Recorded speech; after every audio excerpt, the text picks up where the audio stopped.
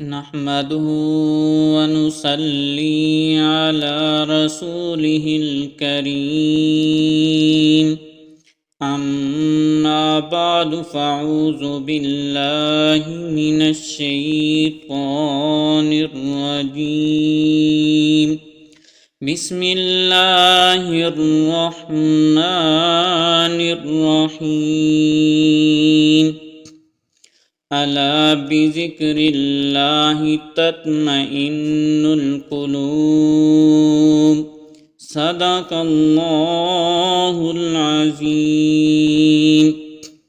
وقال النبي صلى الله عليه وسلم مثل الذي يذكر ربه والذي لا يذكر مثل الحي والميت أو كما قال عليه الصلاة والسلام.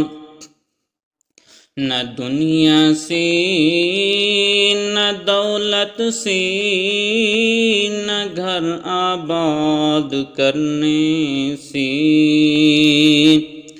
تسلی دل کو ہوتی ہے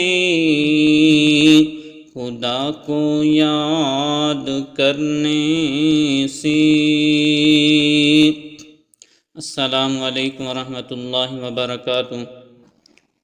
آج میں آپ حضرات کے سامنے سکون قلب کے عنوان کا سہارا لے کر چند معروضات پیش کرنا چاہتا ہوں.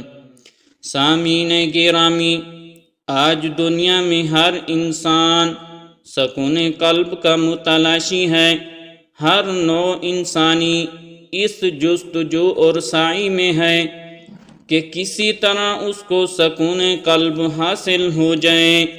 چنانچہ کسی نے سکون قلب کو خوبصورت عمارتوں میں اور بنگلوں میں تلاش کیا، کسی نے سکون قلب کو بینک بیلنس کی بہتات میں تلاش کیا، کسی نے سکون قلب کو مال و دولت کی کثرت میں تلاش کیا، کسی نے سکون قلب کو صدارت اور وزارت میں تلاش کیا، کسی نے سکون قلب کو تجارت اور زراعت میں تلاش کیا، کسی نے سکون قلب کو رزق برق کپڑوں میں تلاش کیا، کسی نے سکون قلب کو نرم گداز بستروں میں تلاش کیا، کسی نے سکون قلب کو نت نئے فیشنوں میں تلاش کیا، کسی نے سکون قلب کو سونا چاندی کی چمک دھمک میں تلاش کیا.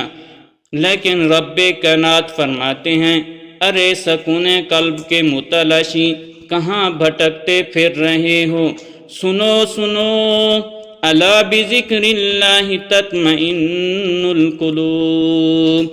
میں نے تو دل کا چین اور سکون اپنی یاد اور ذکر میں رکھا ہے.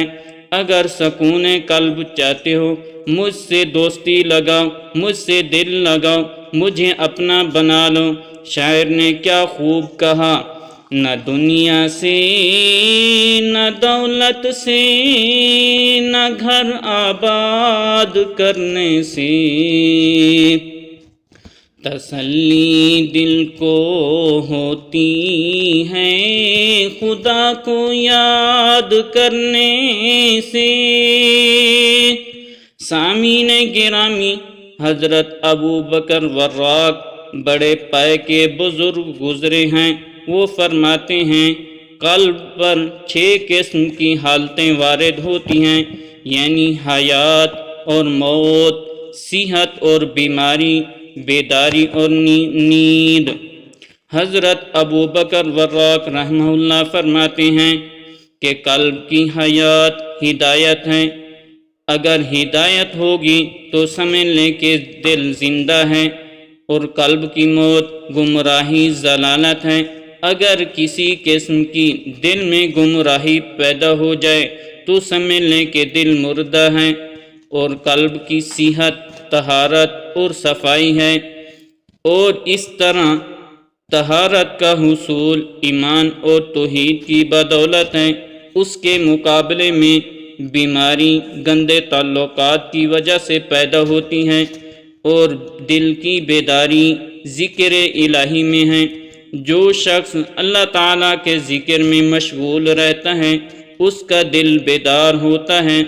حضور صلی اللہ علیہ وسلم کا فرمان، مثل الذی یذکر ربہ والذی لا یذکر مثل الحی والمیت، اللہ تعالیٰ کے ذکر کرنے والے کی مثال اور ذکر نہ کرنے والے کی مثال زندہ اور مردہ کی ہے۔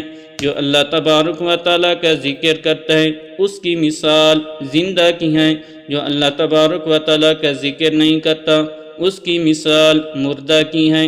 اگر انسان اللہ تعالیٰ کے ذکر سے غافل ہے تو سمجھ لو کہ اس کے دل پر غفلت کی نیند طاری ہے۔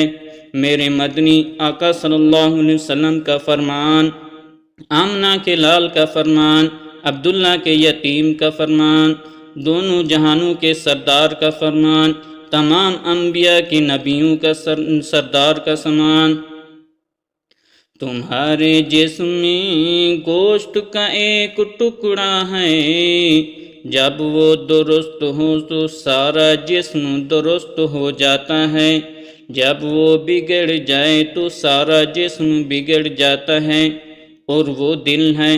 حاضرین گرامی، اللہ تعالیٰ کے ذکر کرنے سے دل کو جو برکت، لذت، حلاوت، طہارت، سرور، اطمینانیت حاصل ہوتی ہے وہ کسی ایسے شخص سے مخفی نہیں جو کچھ دن اس پاک نام کی رٹ لگا چکا ہو اور ایک زمانے تک اس کو حر جان بنا چکا ہو۔ ایسا آخر کیوں نہ ہو؟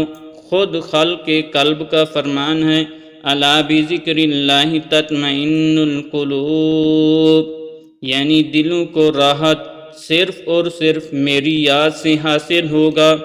اللہ تبارک و تعالیٰ سے دعا ہے کہ اللہ تبارک و تعالیٰ ہم سب کو ذکر کرنے کی توفیق عطا فرمائے۔ آمین ثم آمین۔ وآخر دعوانا ان الحمد للہ رب العالمین۔